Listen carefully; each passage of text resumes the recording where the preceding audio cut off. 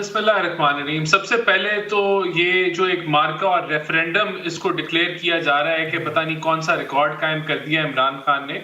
इमरान खान खुद खड़े हुए और हमारी तरफ से हमारे जो नॉर्मल पार्लियामेंटेरियंस के हैं वो खड़े हुए। तो जो फर्क है वो सिर्फ 10% मार्जिन का है। जहां इमरान खान ने 5.5 लाख वोट्स लिए लगभग सारी सीटों पे जो एनए की थी, उधर हमारी जमातों ने जो है या ऑपोजिशन ने जो है वो 4,70,000 के करीब वोट्स लिए। तो ये जो फर्क है वो सिर्फ 9 से 10% का फर्क है। इस चीज के बावजूद कि बदतरीन महंगाई हुई, बिजली के रेट बढ़े, गैस के रेट बढ़े, पेट्रोल के रेट बढ़े। राणा साहब, बात यह है कि जो 4,75,000 आप वोट की बात कर रहे हैं सर, वो ऑपोजिशन की 13 जो आपकी हुकूमती 13 जमातें हैं पीडीएम की, उनका इत्तेहाद है, उन्होंने सबने मिलकर लिया। वहां इमरान खान अकेला 5 लाख से ऊपर 5,40,000 37,000 समथिंग वोट ले रहा है। सर बात ऐसे नहीं होता। नहीं, ऐसे नहीं होता। जब अभी फैसलाबाद का जो इलेक्शन था, ना यहाँ JUIF है ना यहाँ पीपल्स पार्टी है, तो वो नून का इलेक्शन था अपना PTI के साथ। इसी तरह कराची के अंदर PMLN नहीं मौजूद थी, तो वो काफी हद तक पीपल्स पार्टी वर्सेस PTI का था। तो ऐसे ये सिर्फ कहने की बातें। लेकिन मेरा जो पॉइंट है, अगर मुझे मुकम्मल करने दें, 10% का मार्जिन है ये बदतरीन महंगाई के साथ, जो हमें इसलिए करनी पड़ी क्योंकि इमरान खान दिवालिया कर गया था, मुल्क को दिवालिये से बचाया, मुश्किल फैसले लिए। अभी हमारे पास टाइम है, हम इसको कवर कर जाएंगे। कैसे कवर करेंगे? अल्हम्दुलिल्लाह डॉलर जो है वो अपनी जो है वो उसका जोर टूट रहा है, रुपया तगड़ा हो रहा है, रुक गया है उसका जो एक अब जरा ये डॉलर का जोर तो टूट रहा है, लेकिन महंगाई का जोर कम नहीं हो रहा। राणा साहब, मैं इसके ऊपर सेपरेटली आपके पास महंगाई के ऊपर आऊंगा। मुझे बस ये बताएं सर, मुझे सर बताएं, मैं आ रहा हूं इसके ऊपर सेपरेटली आऊंगा, पूरा मौका दूंगा महंगाई के ऊपर। मुझे आपसे बड़ी तफसील से गुफ्तगू करनी है। राणा साहब ने भी ये फैक्टर बताया है कि महंगाई की वजह से हमें थोड़ी सी परेशानी हुई है, लेकिन उन्होंने ये कहा है कि आगे हम इन हालात को बेहतर कर लेंगे और जनरल इलेक्शन में बेहतर परफॉर्म करेंगे। मुझे ये बताएं कि मरियम नवाज साहिबा, हमने देखा कि जब पंजाब में ज़िमनी इंतखाबात हो रहे थे तो बहुत बढ़ चढ़कर हिस्सा ले रही थी कैंपेन में, एक एक दिन में 2-2 जलसे कर रही थी। इस दफ़ा ऐसा क्या हुआ कि मरियम नवाज साहिबा इस कैंपेन में हिस्सा नहीं ले सकी, जिसका अल्टीमेटली नुकसान आपको हुआ? क्या वजह रही? देखिए, मेन जो वजह थी वो ये थी कि मुल्क में सैलाब थे। वजीर आजम शहबाज शरीफ साहब जो है वो सैलाब के अंदर जो है वो मसरूफ थे। पूरी हुकूमत जो है एक क्राइसिस से जो है उसका सामना कर रही है, जहां 30 अरब डॉलर का इस मुल्क में नुकसान हो गया। उसके अलावा जो है वो मुल्क की मईशत को बहाल करना है, तो हुकूमत जो है वो पुरजोर तरीके से उस तरफ फोकस थी। और ये वाकई हकीकत है कि अगर मरियम नवाज या शहबाज शरीफ साहब जो है वो खुद मैदान में आते और इस कैंपेन को मॉनिटर करते और इसको सपोर्ट करते, तो ये हमारी तरफ पॉजिटिव हो जाता और ये रिजल्ट ना आता। लेकिन क्योंकि हमारा फोकस जो है वो मुल्क को की मईशत को बहाल करने पे है, ये सैलाब ज़दगान की तरफ था, तो ये चीजें इग्नोर हुई। वही तो मैं कह रहा हूं, जब आप इस इलेक्शन से पंजाब हुकूमत का फैक्टर निकाल लेंगे। लेकिन बात यह है राना साहब कि मरियम नवाज साहिबा जब उस कैंपेन को लीड कर रही थी तो उस वक्त भी कोई वाजे हमें जीत आपकी नजर नहीं आई थी ना। तब भी हमने देखा था कि इक्का दुक्का सीटों के अलावा तो आप हार गए थे फिर ज़िमनी इंतखाबात में। यानी इसका मतलब है कि आवाम तो सपोर्ट कर रही है, इमरान खान का बयानिया बिक रहा है उनकी नजर में। बेसिक सी बात है। नहीं, देखिए फर्क क्या है। फर्क ये, जब इनकी हुकूमत थी तो ये भी तवातर से हार रहे थे, सारे ज़िमनी इलेक्शन हम जीते थे।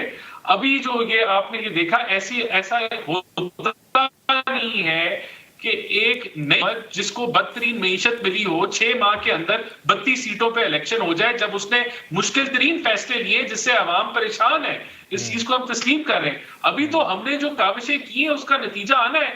जब वो नतीजा आएगा तो इंशाल्लाह ताला अवाम का मूड भी चेंज होगा। बाकी तो ये एक्सपोज हो चुका है, उसका भी असर अभी फैलना है। अभी यही तो इसको खौफ है इमरान खान को कि जितना लंबा इनकी हुकूमत चलेगी उतना ये एक्सपोज हो जाएंगे। इसी वजह से वो चाहता है कि फौरी तौर पे इलेक्शन हो जाए। हमारे पास अभी टाइम है, हम इंशाल्लाह अवाम को रिलीफ देंगे, मईशत को बेहतर करेंगे। और इसके अभी अगर जरा कैलकुलेट करें ना, अभी तो 10 माह हैं आपके पास। अगर ये हुकूमत ऐसे ही चलती रही, कोई खुदा न खास्ता किसी किस्म का मिसहैप नहीं हुआ, तो 10 माह तो कम से कम हैं आपके पास। फिर उसके बाद आपने फिर इंतखाबात करवाने, तो इन 10 माह में आप मईशत को इस डगर पर लेकर आ जाएंगे कि जब हमने देखा था कि इमरान खान के दौर में डॉलर 186 रुपए का था, पेट्रोल 149 रुपए का था, डीजल की कीमत कम थी, आटा जनाब अली 1050 रुपए का था, आज 1600 रुपए का हो गया है, 120 रुपए का चक्की का आटा था। अब इस वक्त मिल रहा है 90 रुपए का आटा, इमरान खान की हुकूमत में मिलता था। दालें जो है 25 से 30% महंगी हो गई हैं। तो क्या इन 10 माह में आप इन सारी चीज़ों के ऊपर कंट्रोल कर लेंगे ताकि फिर जनरल इलेक्शन में आवाम आपको वोट दे, इमरान खान का बयानिया पीछे रहे और आप लोग कम से कम हुकूमत बना सके? ये सब कुछ कर पाएंगे इन 10 माह में आप? देखिए, सबसे पहले तो सारी कीमतें रिवर्स हो जाएं, ये तो कोई जादूगर तो नहीं है हम लोग के ये ऐसे मुमकिन हो, लेकिन इन बदतरीन हालात में हम बेहतर मैनेजमेंट से मुल्क को बेहतरी की तरफ लेके जाएंगे, महंगाई की कमर तोड़ेंगे। जब डॉलर 200 के पास जाएगा या 200 से नीचे जाएगा तो महंगाई में कमी आएगी, पेट्रोल की प्राइसेस में कमी आएगी, और इस मुल्क के अंदर जब हम एक्सचेंज रेट को स्टेबलाइज कर लेंगे तो उससे जो बिजनेसेस हैं, जो लोग ट्रेडर्स हैं, वहां उसमें बेहतरी आएगी, स्टेबिलिटी आएगी। तो डेफिनेटली हम इसी काविश में लगे हुए हैं कि हम इकोनॉमी को स्टेबलाइज करें और इंशाल्लाह ताला ये होगा। देखें, सबसे पहले तो पाकिस्तान के अंदर right to assembly, right to protest, right to freedom of speech है। अगर इन्होंने आना है इस्लामाबाद तो इनको चाहिए कि इस्लामाबाद की इंतजामिया से राब्ता करें, उनको अपना प्लान बताएं, इनको हम परेड ग्राउंड दें, F9 का पार्क दें। अगर तो ये है तो फिर तो उनके लिए रास्ता जो है वो ओपन है और फिर मेक श्योर किया जाएगा कि वो प्लान के मुताबिक चलें। लेकिन जिस तरह वो फरमा रहे हैं आज, उन्होंने कहा जी कि हम यहाँ धावा बोलेंगे और फिर अगर अवाम का जो रेला आएगा फिर मामलात हाथ से बाहर निकल जाएंगे और मुल्क श्रीलंका भी बन सकता है। और दूसरा उन्होंने ये कहा कि हम जो है वो आर्मी चीफ की तकर्री का जिक्र किया कि ये हम इनको नहीं करने देंगे, जो कि एक आईनी मामला और हक है वजीर आजम का कि वो डिसाइड करें। तो अगर उनकी जो इलीगल डिमांड्स हैं और अगर उनका ये ख्याल है कि वो रेड जोन में आके दाखिल होंगे और वहां जहां पाक सेक्रेटेरिएट है, जहां सुप्रीम कोर्ट है, जहां पार्लियामेंट है, जहां एम्बेसीज हैं, तो फिर तो हुकूमत अपनी रेड कायम करेगी और उनको रोकेगी। तो जिस अगर लॉन्ग मार्च रोकना चाहते हैं तो मुशावरत कर लें इमरान खान साहब से, सर क्या हर्ज है इसमें? देखिए, मुशावरत किस चीज पे करें? इसलिए करें कि वो चाहते हैं इलेक्शन जल्दी हो जाए। क्यों चाहते हैं कि इलेक्शन जल्दी हो जाए? वो कहते हैं कि जी आलमी साजिश हुई और हकीकी आजादी की वजह से जो है वो हम चाहते हैं इलेक्शन जल्दी हो जाए। तो आलमी साजिश का पोल तो जो है वो खुल चुका है, पर्दाफाश हो चुका है, वो झूठे साबित हो चुके हैं। उनका अपना सदर जो है आरिफ अलवी, वो कहता है कि आलमी साजिश पे मुझे यकीन नहीं है। नहीं, लेकिन राना एहसान अफजल साहब, इसमें एक पॉइंट है ना, इसमें एक नुक्ता ये है कि इमरान खान साहब ये कह रहे हैं कि वो कोई आपसे हुकूमत तो नहीं मांग रहे हैं ना, वो तो ये तो नहीं कह रहे ना कि आप घर चले जाएं, वो तो कह रहे हैं सादा सा एक नुकाती एजेंडा है मेरा, आप मुझे इलेक्शन की तारीख दे दें। तो इलेक्शन की तारीख देने में क्या हर्ज है राना साहब? नहीं, उसकी बेसिस क्या है?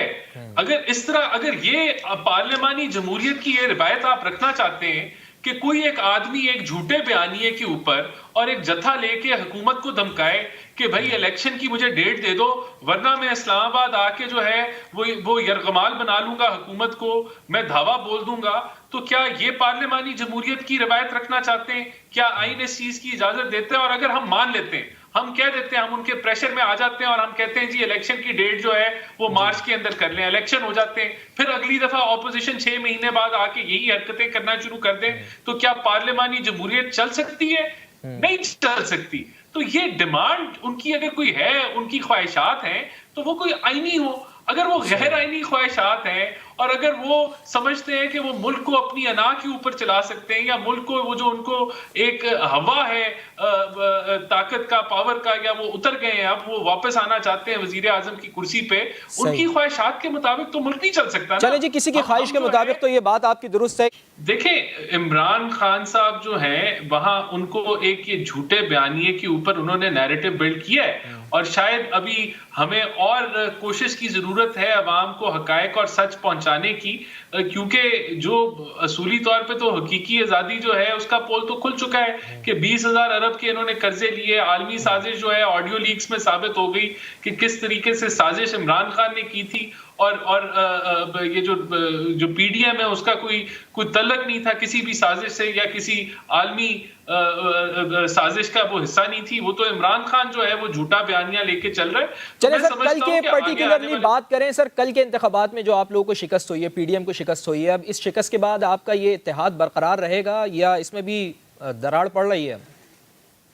देखिए, जब तक ये हुकूमत कायम है ये इत्तेहाद कायम रहेगा और आगे भी इस हुकूमत से आगे भी अगर अगले जनरल इलेक्शंस में अभी इस पे फैसला नहीं हुआ कि ये इत्तेहाद की सूरत में ही हम इलेक्शन में जाएंगे या कैसे जाएंगे, जो भी फैसला हुआ वो क़यादत जो सीनियर